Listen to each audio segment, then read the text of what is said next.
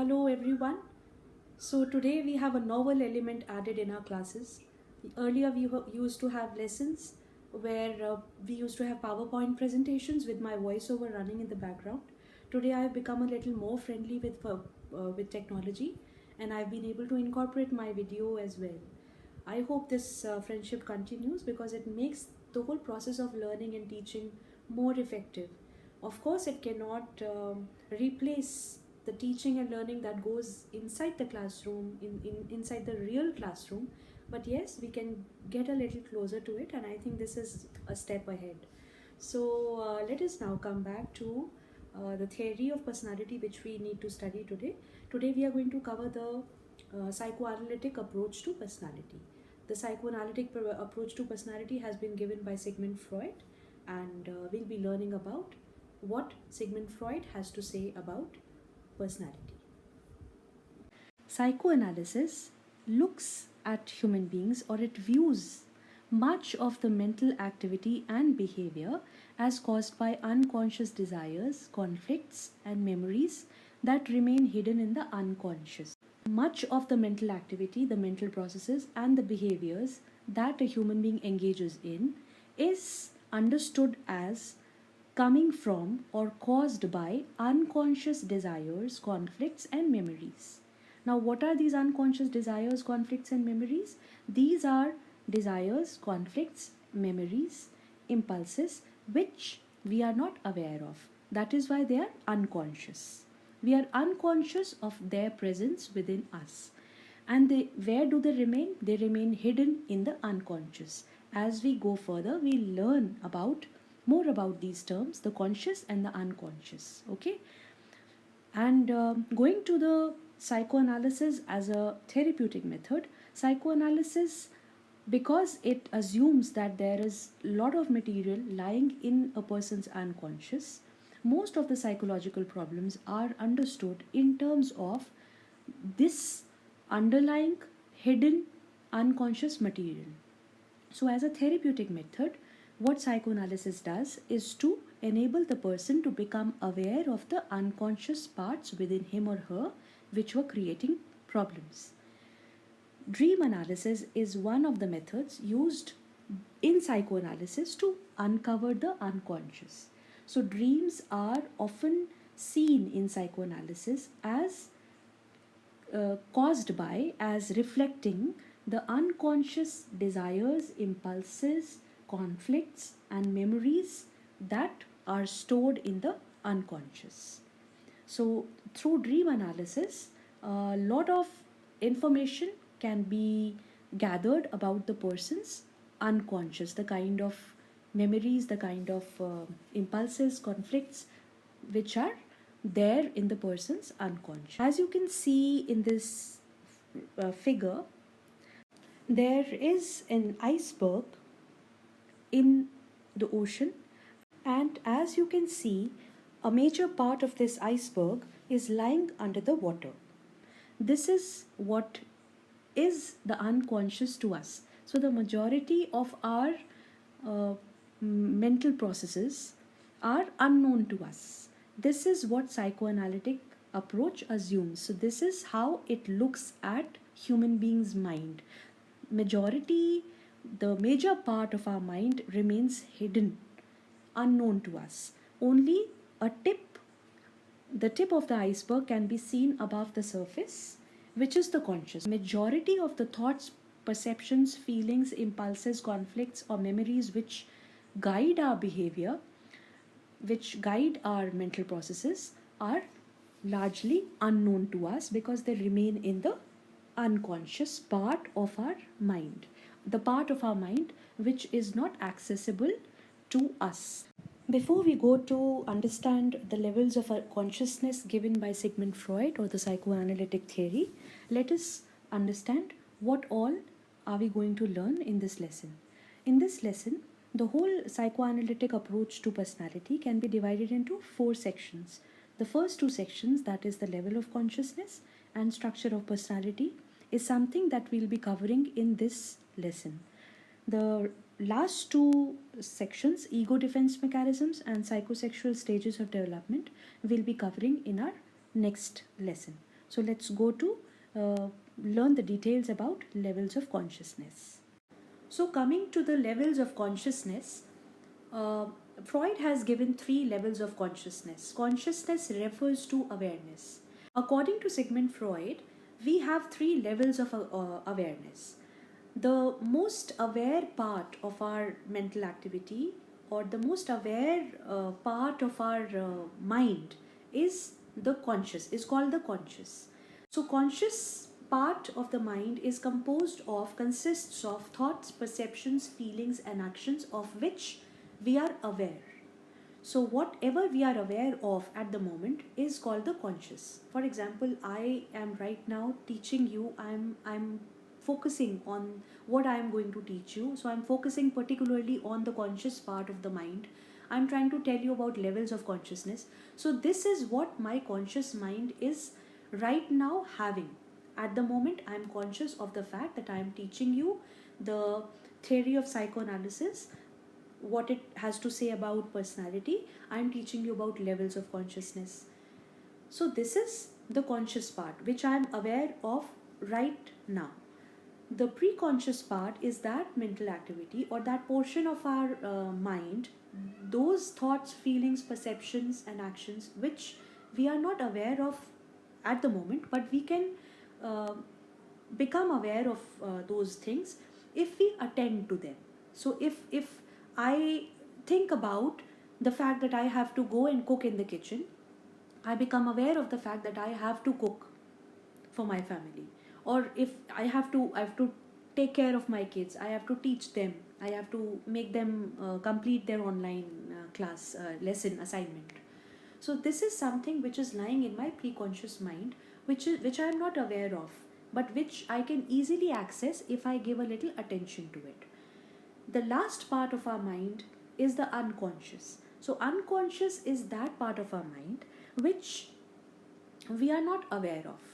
Psychoanalysis, as I told you in the beginning, rests on the assumption, or it believes, psychoanalysis believes that most of the human mind, a large part of the human mind is hidden, is unknown to the individual. So because it is unknown, what happens is that it largely becomes, it largely remains inaccessible. So unconscious is that part of our mind which is inaccessible to us, which we cannot access, which we have no access over. But ironically, this unconscious, according to psychoanalysis, guides most of our lives. It's very interesting to note that psychoanalysis looks at all cinema, literature, painting, art forms like dance, drama as expression of the unconscious. Okay, so you may believe it or may not believe it, but this is what psychoanalysis says about human mind.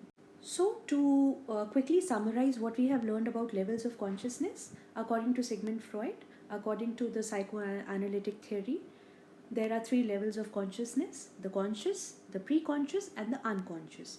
The conscious refers to thoughts, perceptions, feelings, or all the mental activity that we are aware of. Preconscious is the mental activity which we are not aware of, but we can become aware of if we attend to it. And the unconscious is that part of mental activity which we are unaware of. Let us now go to the structure of personality as given by Sigmund Freud. So, according to the psychoanalytic theory, our personality has three structures. One is the id, the second is the ego, and the third is the superego. As you can see in the diagram in the visual, there are three levels which we have already understood. Three levels of mind: the conscious, the preconscious, and the unconscious. And there are three ovals given in front of you. The first one, which is in the unconscious, is the id. Following the id, you can see the arrow going towards ego. That is the structure of personality. That is another component of personality which is called the ego. And the third component towards the left of the ego is the superego. That is the third component. So one by one, we'll take up these components and we'll try to understand what is meant by id, ego, and superego. So coming to id first, it is that part of personality which consists of primitive innate urges such as bodily needs, sexual urges, and aggressive impulses. Freud believed that a lot of urges, a lot of instincts, impulses are given to us by the mother nature, by our biology, and all those impulses, they remain hidden in our unconscious. So it comprises of all these primitive urges and bodily needs, sexual urges, and aggressive impulses.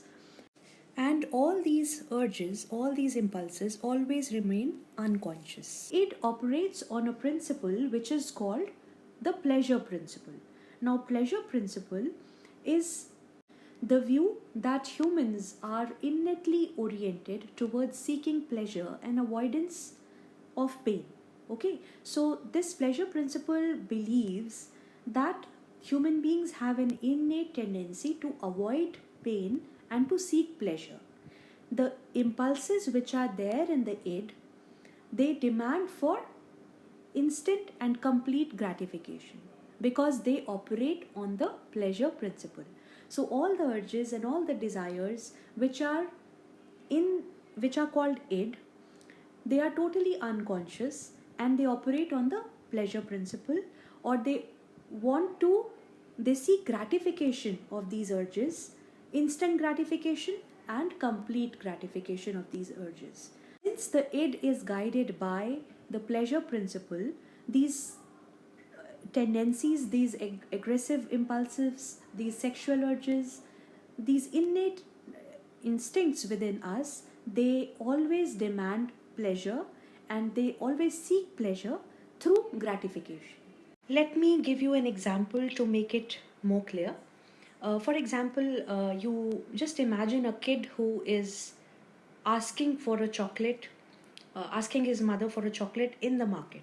Now, what do you think would that child do? He's a very young child, like 2 year old, maybe 2 year old, and a toddler, and the toddler wants something which the mother is refusing. What do you think would be the child behavior of the child? Obviously, the child will shout. The child will maybe create all sorts of noises. The child will pull the mother's clothes.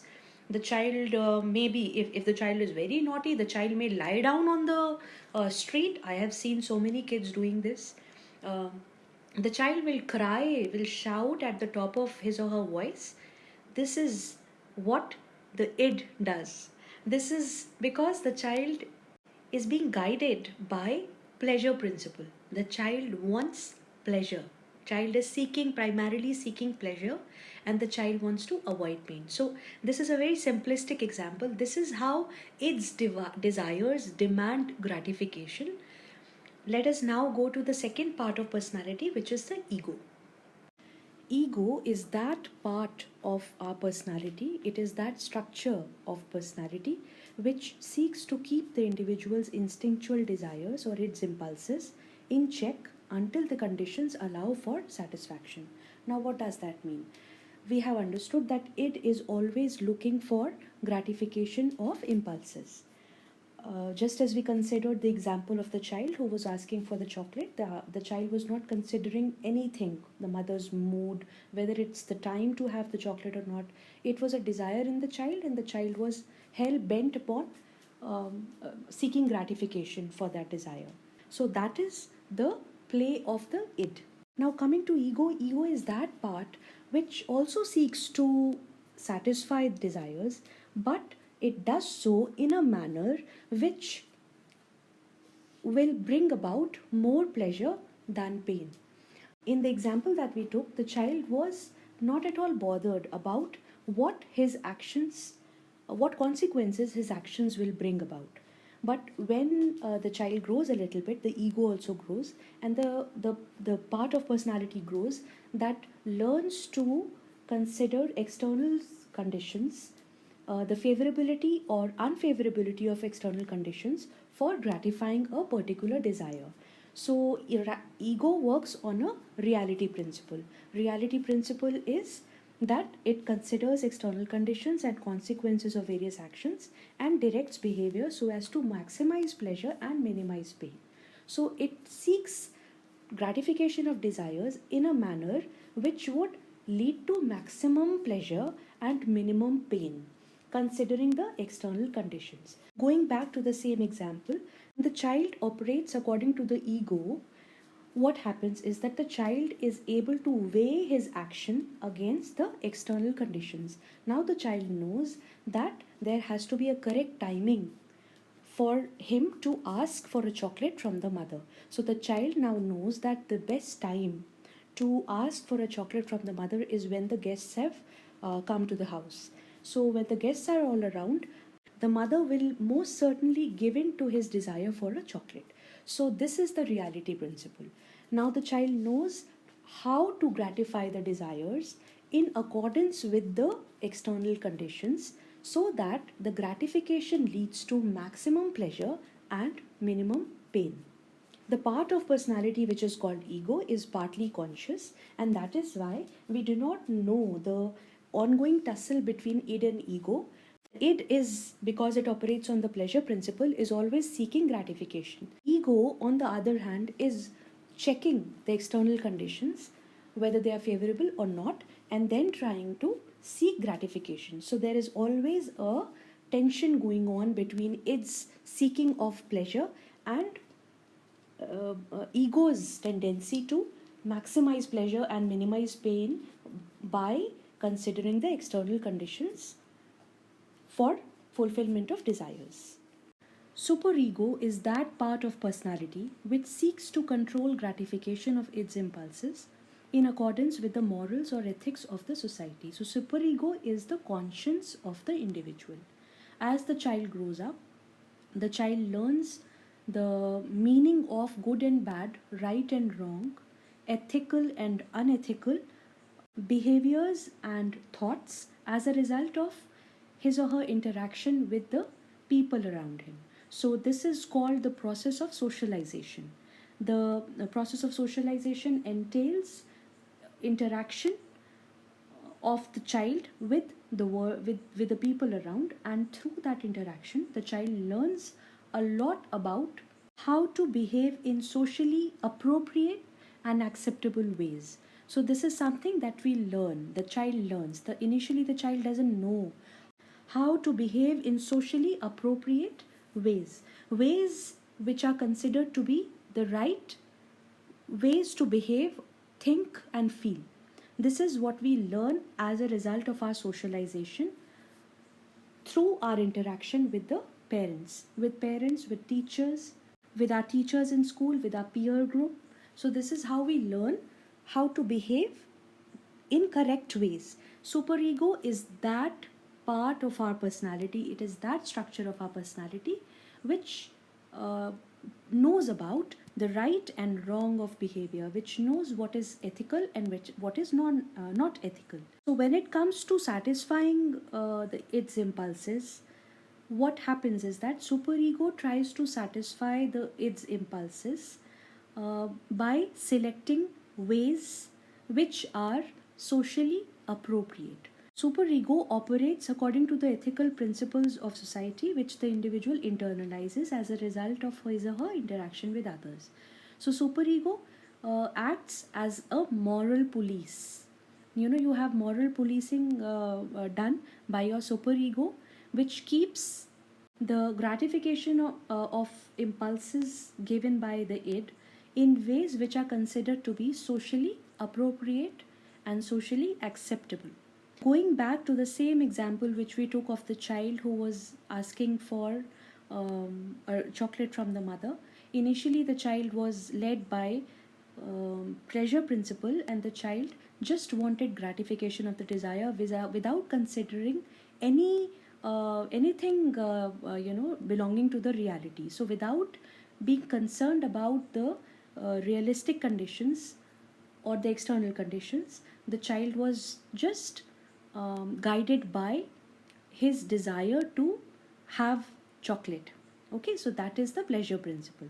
Now as the child grows up, the child learns when to seek mother's permission, looking at the conditions which would enable him to gratify his impulse for the chocolate, his desire for the chocolate. So now he is working on the reality principle. That means he is checking the conditions which would allow him to satisfy his desire for the chocolate.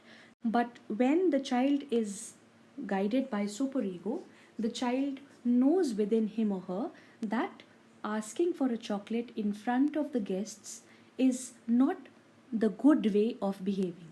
So, a good boy or a good girl will not go and bother the mother when she is attending to the guests at home.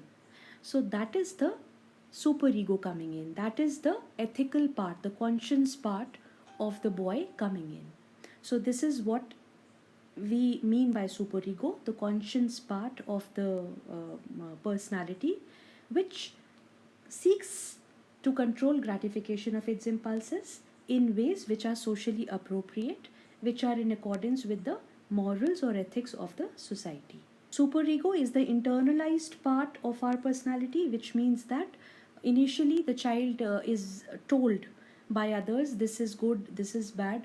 Initially, the child has not internalized or absorbed what is right and wrong in his culture, but gradually, as the child grows up, the child imbibes it, absorbs it, internalizes the notion of good and bad, right and wrong. So, this is when superego is taken to have developed within the child's personality. So, we have come to the end of our lecture. Let us just take stock of what we have covered and what we need to cover. We have covered levels of consciousness and structure of personality in this lecture. The next lecture is going to be on the psychoanalytic theory of personality again. But there, in the next lecture, we are going to take up ego defense mechanisms and psychosexual stages of development of the human personality. That's all for today's lecture. See you again. Happy learning.